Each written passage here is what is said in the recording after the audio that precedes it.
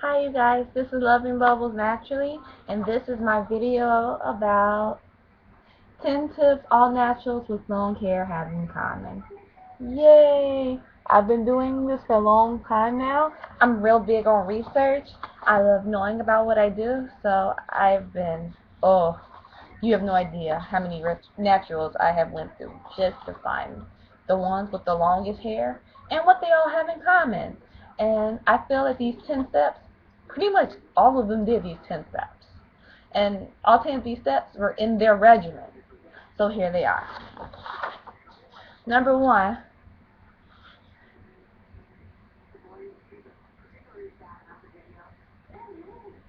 they regularly moisturize their hair. They do it at least twice a week. Sometimes 3 times a week, most of them twice a week. Even if their hairstyle is a protective hairstyle and they hold it for a week, they spray water on it to get it moisturized. Water is our best moisturizer, in pH wise and any way wise. It is the best thing we could put in our hair. But yeah, they keep their hair moisturized, keep their hair soft, keep their hair from getting brittle.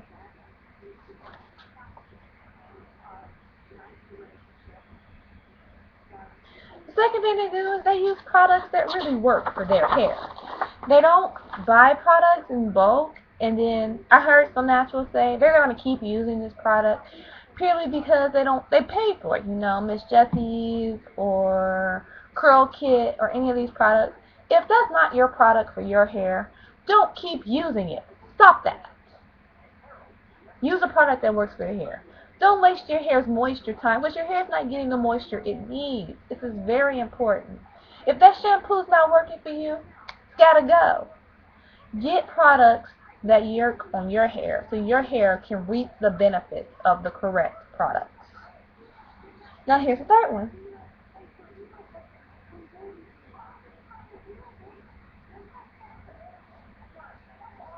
Oh, hold on. Do you see my picture? That's my weave down there. I know I love drawing. I love being artsy, so you're going to have to see me. I think I'm going to start incorporating these little pictures in a lot of my videos. The majority of them don't wear weave. Now, I know that a lot of naturals do wear weave. I'm not knocking weave. Wear your weave, girl. Because a lot of people can't not touch their hair unless it's covered. But the ones with the longest hair, the healthiest hair, they don't do it. Because what weave really does, especially a sew-in, is it pulls on your hair. It's extra weight. Weave is heavy. The longer your hair, the heavier it is. You're braiding your hair to make it, yes, you're making it tougher, but then you're adding weight onto those braids and you're pulling it down. And a lot of people say pain is associated with it. I've never worn weave. I don't know if it's painful, but from the people who do wear weave, they tell me it's painful. And yeah, I don't like pain, so I myself don't wear it. I've never had to, and I know the ones that use glue, certain glues rip their hair out, and there are some people whose hair is beautiful. They have a great length and they wear weave. But the naturals with the longest hair, don't use it. Number 4. Kind of goes right into that one, doesn't it? A lot of people's protective style is weave. But protective styling and low manipulation hairstyling is very important. Stop touching your hair. You don't have to touch your hair every 10 minutes to put some product in it. Putting too much product in your hair or putting too little product in your hair is bad. Put just enough to keep your hair soft. But you constantly combing it, constantly manipulating it, that's constantly disturbing your hair. That's giving you more chance of having breakage. So put your hair in hairstyles where you don't touch your hair. Like, this is my favorite protective hairstyle. Like, at least 4 or 5 times a month, my hair will be in something like this, bun back, cinnamon. But this one particularly right here is my favorite. I love my Mickey Mouse ears. I wore it when I was young. I'm going to wear it when I was old.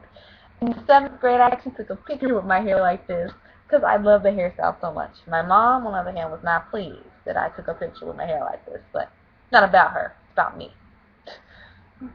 Alright, next. Bye. You see my people I drew on there? Aren't they cute? They deep condition. I deep condition once a week on my hair because I love how soft my hair feels after I deep condition. But there are naturals who do it once a month, once every 2 weeks. Either way, deep conditioning is a good way. Now, with deep conditioning, you normally have to apply heat. And since I'm on a heat fast, I can't put under a blow dryer or go under a hair dryer or nothing like that because I'm fasting my hair for heat for 2 months, for 2 years, I mean. But I put a shower cap on my head, then put like a bandana over the shower cap to cover it up, and I go for a jog. And I kind of get my exercise in, and the body heat I produce from jogging actually does the exact same thing as the blow dryer. So I get that heat effect from natural body heat. Now I do have to leave it in for like 30 minutes, 45 minutes, but after 45 minutes, that's about as soft as your hair is going to get, technically. So keeping it in overnight is just a myth. It's not going to make your hair softer. So after 30, 45 minutes, with heat over it, or if you want to sleep on it overnight, just so your hair won't dry out because you don't feel like doing it that night, beautiful. Do that because you don't want your hair to dry out. But if you're expecting your hair to be softer, it's not going to be any softer than if you would have left that conditioner in there for 45 minutes. So just rinse it out if you can do the hairstyle the night before.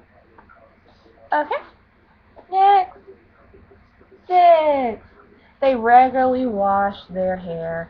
It seems like these things are going like in perfect order. Anyway, they wash their hair. I wash mine once a week. Some people wash their hair every 2 weeks. Some naturals wash their hair once a month. It doesn't matter how often you wash your hair. It depends on your hair. However long you need before you can tell your scalp needs to be cleared, that's when you need to wash your hair. So wash it. It's not going to hurt you. And the more you do it, like I set aside Sundays, and I call it my pampering day. And I pamper myself by washing, deep conditioning, all that cute stuff, and styling. It's my pamper day. Plus, it's the only day of quiet. I don't work on Sundays. I go to church only on Sundays. So it's a beautiful thing to have that luxury. So I suggest you pick a day you're off, a day you have free, and just make it your pampering day. And wash your hair and do it on a regular.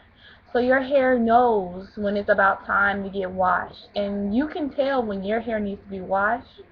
And your hair knows when you start using a pattern because it'll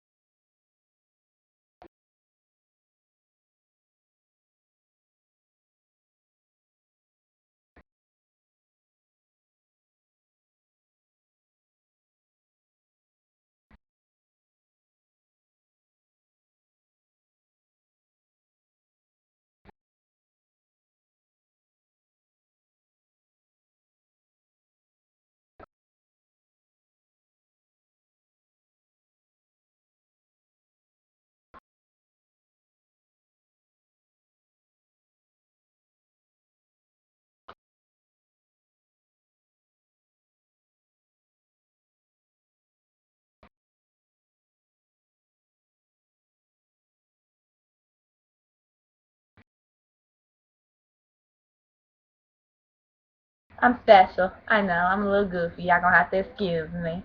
They reduce or remove shampoo from their regimen.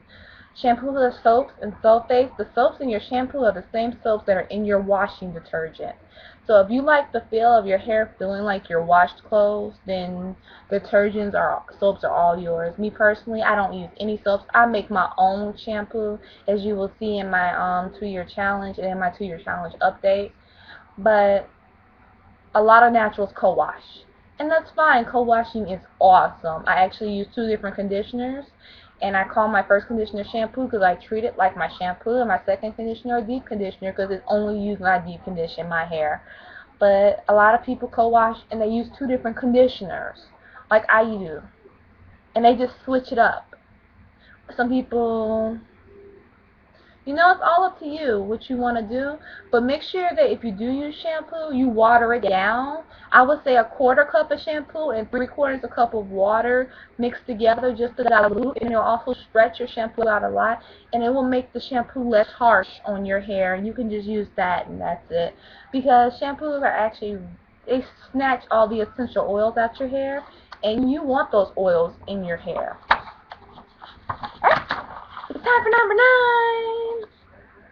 9, 9, 9, 9, 9, 9, 9, 9, 9, 9, 9, 9, 9. Okay. They spot trim or really trim their hair. Now, some naturals, every 1 year, every 2 years, they do a little trim. But when they do their trims, they do spot trims.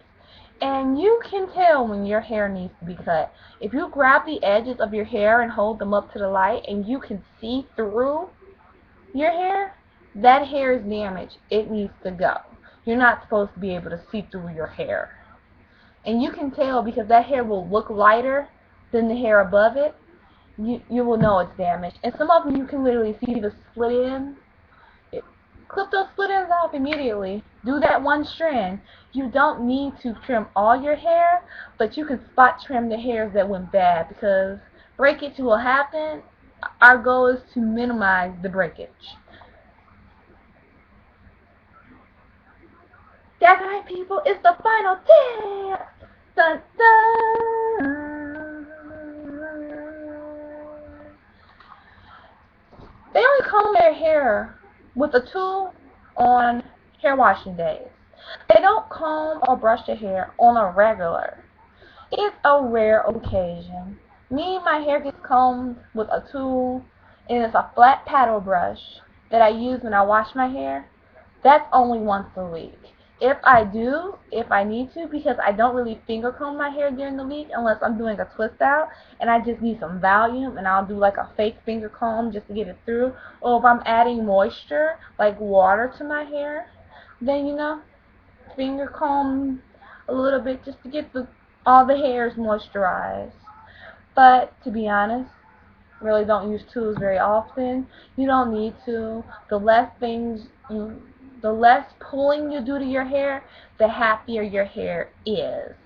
And you don't necessarily need to comb your hair every day. It shouldn't even be an issue.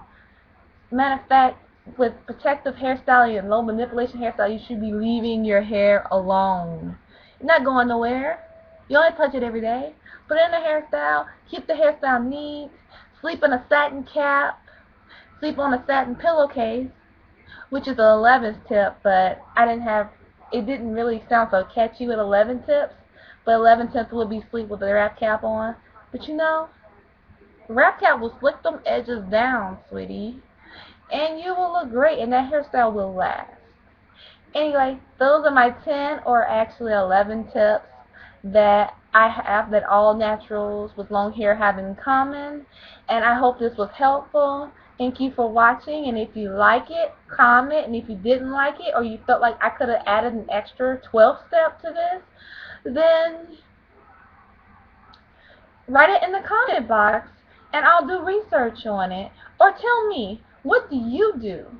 If you have longer hair, what do you do? To get your hair long? Or what have people with longer hair have done? Any advice, anything, I'm all for it. I love doing research, so I'll be more than happy to do any research you want me to. This is Loving Bubbles Naturally, and I appreciate you guys watching my video. Bye.